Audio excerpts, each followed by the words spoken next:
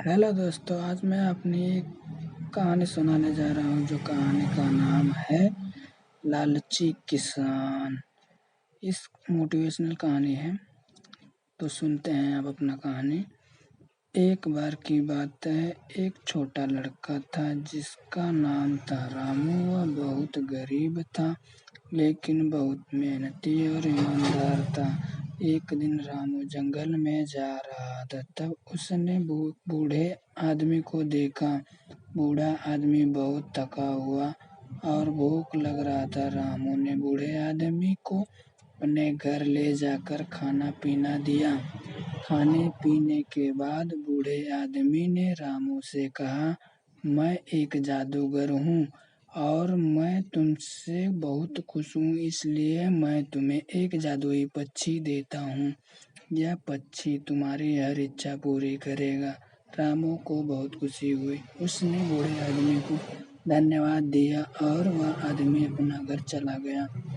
रामू ने पक्षी से कहा, मुझे एक बड़ा सा घर चाहिए। पक्षी ने अपना सिर हिलाया और तुरंत ही रामू के घर के सामने एक बड़ा सा घर आ गया। रामू बहुत खुश हुआ। उसने पक्षी से और भी कई चीजें मांगी, जैसे कि अच्छे कपड़े, स्वादिष्ट खाना और बहुत सारा पैसा। पक्षी ने उसकी हर इच्छा पूरी की। रामू बहुत अमीर हो गया और खुश था। वह अपने नए घर में रहता है और हर तरह सुखों का आनंद लेता था। लेकिन कुछ दिनों बाद रामू को पक्षी से बोरियत होने लगी। उसने पक्षी से कहा, मुझे अब कुछ नहीं चाहिए, मैं इससे बड़ा और बेहतर घर चाहता हूँ।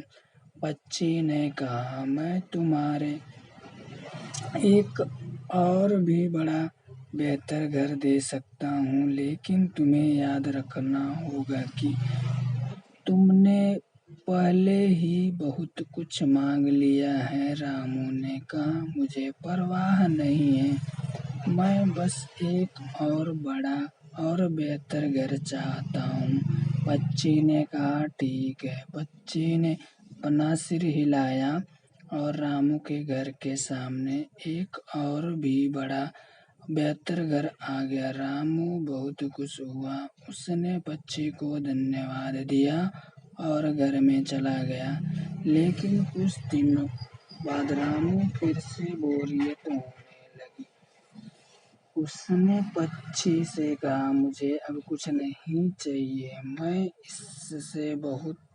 इससे बड़ा और बेहतर घर चाहता हूँ। पक्षी ने कहा, मैं तुम्हें एक और भी बड़ा बेहतर घर दे सकता हूँ, लेकिन तुम्हें यह याद रखना होगा कि तुमने पहले ही बहुत कुछ मांग लिया है।